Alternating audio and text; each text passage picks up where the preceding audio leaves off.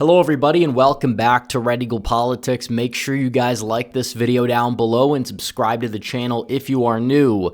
So Donald Trump's net approval rating on RCP is just minus 3.3, which again, that doesn't exactly seem like it's the highest approval rating in the world. You're slightly underwater, but still, when you look into this, this is still 12 points on net higher than the same point during his first term when he was down by 15.2%. And by the way, Donald Trump's approval rating is on the upswing if you can look at this. Not even 50% of the country disapproves of the job that he is doing, for one, and for two, the polls that were high accuracy in the 2024 election are the polls that also show him above water. And you have plenty of polls that have been putting out a little bit of a iffy result lately, and some of it might be response bias because of, any concerns that people may have about the tariffs or whatever, but still, he's able to get an intermediary deal with China.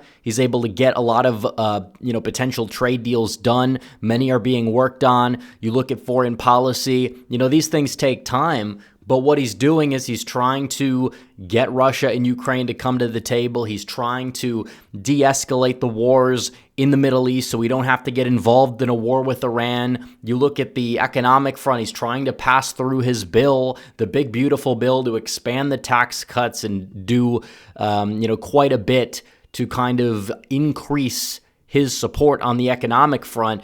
And he's only getting started, but already his approval rating is on the upswing, and it is better, even if you take the polling at face value, than any point during his first term, at least for the first 3 years or so. So when you look at it, it shows that he's on the upswing. He was going down -7, now it's just -3. He's possibly closing in on a possible positive approval rating by, maybe the end of the year. We don't know. A lot can happen in politics. But if we want to talk about 2026, Democrats are saying you're going to have this massive blue wave. How's that exactly going to happen when, even if you use 2018 as a baseline, Donald Trump's approval rating is like a net 10% plus higher, even at what you would, point to as a low point of his presidency? Like, it doesn't really add up that would, be the case electorally speaking.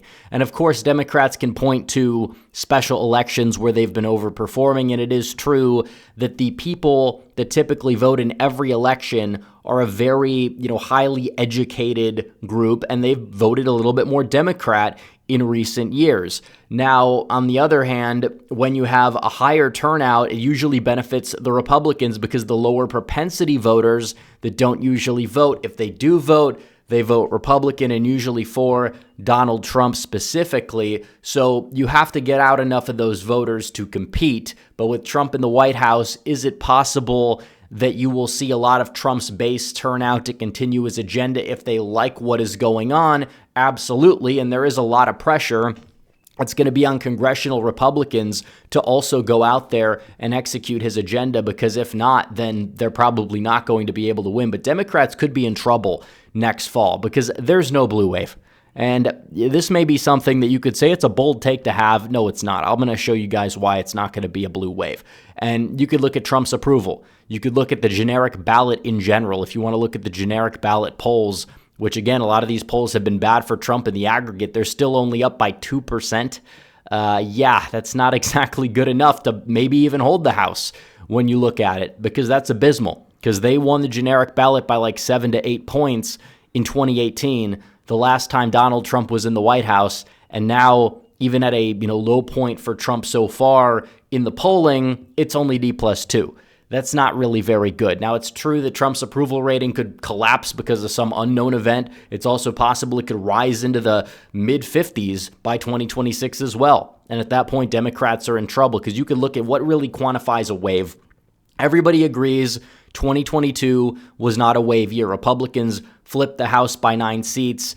They lost a Senate seat on net. It was not a red wave, maybe a red trickle in the House, and that was just about it. And that was because Biden was super unpopular. But then 2018, if you look at this, Donald Trump, Republicans lost 40 seats. That was a wave year. Democrats thought they were going to win a lot more seats than they did, especially when it comes down to the Senate. But in the House, yeah, it was a wave year. 2014, not a lot of House seats were lost for the Democrats, but they were already so close to a low point that I think you could say it was a relative wave, especially because Republicans won like 9 seats in the Senate. They flipped back the chamber for the first time in a long time. So that kind of quantified as a wave, but not as much as 2010. 2006 was a wave. 2002 was an asterisk year because Republicans had a trifecta and they still ended up gaining seats in both chambers. 1998 would be another example. And keep in mind, Clinton and Bush were both above water. Pretty much in every other year, the president's approval rating was like 45% or lower, which kind of explained why you were able to have such a wave. And then you go back and look at 1994, that was a red wave. 1990, that was a red trickle. So when you look at this, it really does seem as if a wave year would be like 20-some seats above the average change, you could say, unless there's something else going on, like you have a massive wave in the Senate and you're already near your peak. Like 2014, I would say, was a red wave, but not as big as the 2010 red wave, obviously, but Republicans were near their floor in 2010, near their ceiling in 2014. So regardless, what would quantify a wave? I would say probably in the Senate, it would take maybe a couple of seats flipping, but at the House level, which is really what the term wave is centered around, I would say it would be like 25 seats the Democrats would have to flip, especially if they flip 40 in 2018. They'd have to have a majority that would put the Republicans like somewhere around 200 seats, if not under that. Now, here's why you're not going to see a wave. You can look at the map here. When you look at the map, which includes the just basic baseline of what the election mafia is predicting, Republicans are already at 208 seats.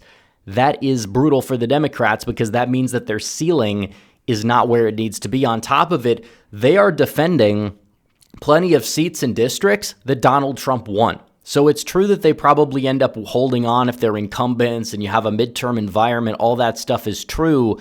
But still, it's not really quite where they need it to be because you have polarized redistricting. Even if you have like a D+6, D+7 year like you had in 2018, the Democrats, they're not even really going to be able to gain 20 seats in the House, which is not very good for them. And there's plenty of other circumstances that could help out Republicans, such as, you have possible redistricting in Ohio. Jared Golden might go for governor in Maine. On top of it, Arizona's registration is moving to the right, and it's very likely that you could see Republicans holding both of those seats. Henry Cuellar might go to jail, etc. Certain trends in Nevada might make a seat or two competitive, especially because you have a very strong top of the ticket. So when you look at it, it's like Republicans have a clear shot to actually hold the House, if not even gain in the House, if Donald Trump is seen as popular, if the economy improves, if Trump renews his tax plan, if he's able to go out there and settle some of these conflicts overseas and demonstrate his strong leadership skills and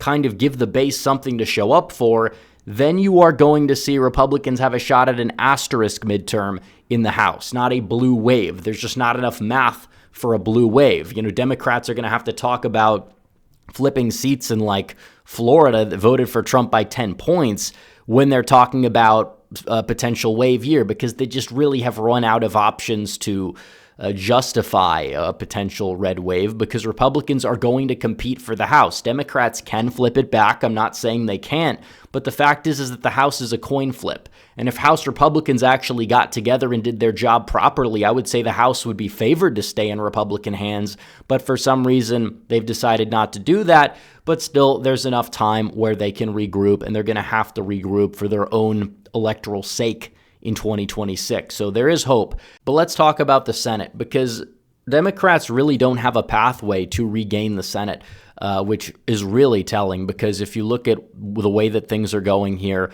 Republicans out of the gate in states that Donald Trump won by 10 points or more, they have enough Senate seats to get them to 51. Whereas the Democrats, if you do the same in the inverse, they would have enough to get to, if we could fill this out here, states that voted for Biden by 10 points or more, Harris by 10 points or more, technically it would be.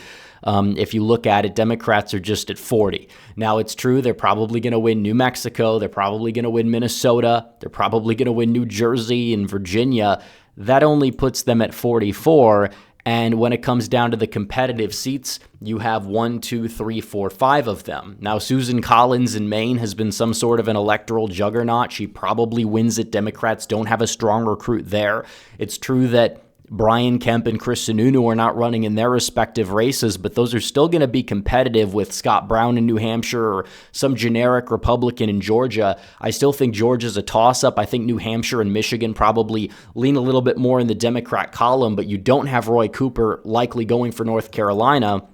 It's very possible that Republicans could hold that seat, although Tillis himself is pretty weak and really needs to give people a reason to show up for him, or he could lose to a, subpar Democrat candidate because he's a subpar Republican candidate. So 52 to 44, that's like the baseline. There's going to be 4 very competitive races, but Democrats are really just looking for a pathway to regain the Senate in 2028. More so than even regain it in 2026, but I'm not entirely sure that there's even going to be a pathway for them to do that, because then we talk about 28 and 30, Nevada, Arizona, moving to the right, but you have 4 Democrat senators in those seats. That possibly could push the Republican majority up closer to 60 if they're able to execute in those elections, which they very well could. And then we talk about the governor's races, because it's like, okay, well, what about the governor's races? Can the Democrats really make a splash here? And in my opinion, the answer is no. Now, I'll fill out the map in terms of the seats that are probably going to go or stay with the Republicans by more than 10 points or just about that. Already, you're talking about them getting close to, obviously Vermont, New Hampshire, especially with these incumbent governors. Nevada probably stays Republican. Ohio, probably Iowa.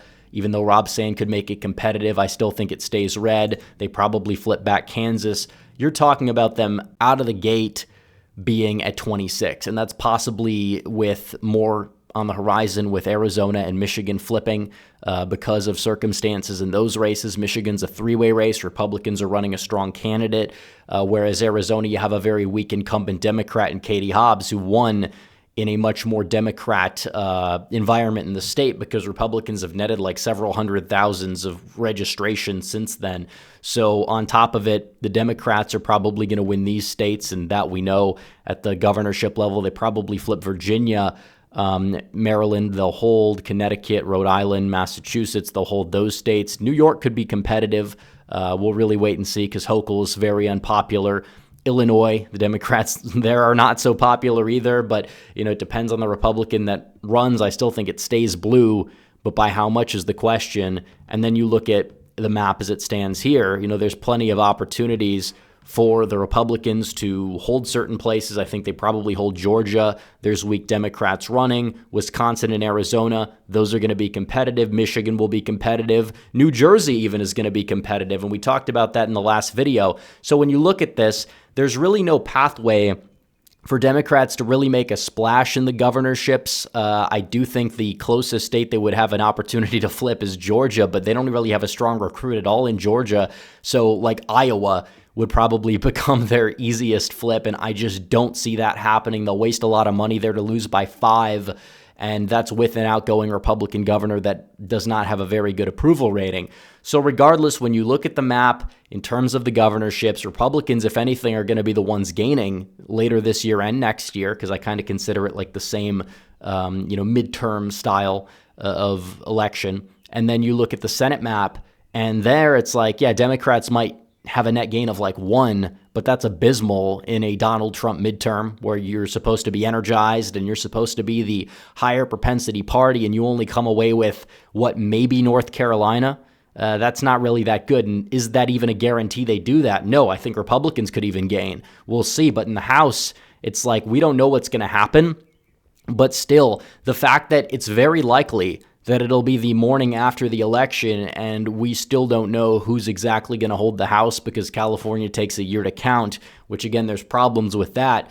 But still, the fact that it's going to be this close should be very telling, because in 2018, they were basically calling the House for the Democrats at like 10 p.m.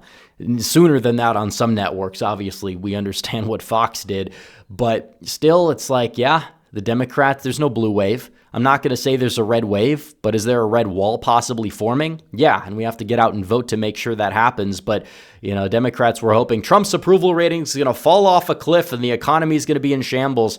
No, his approval rating is actually recovering, and it's 12 points higher than it was at this point in his first term. That is not good news for the Democrats ahead of the 2026 midterms, but we have a long way to go. So anyways, guys, thanks for watching this video. Like this video down below, comment down below, subscribe to the channel, hit the bell for notifications if you never miss another video. Follow me on social media. The links are all in the description down below, and I will see you guys in the next one. Red Eagle, out.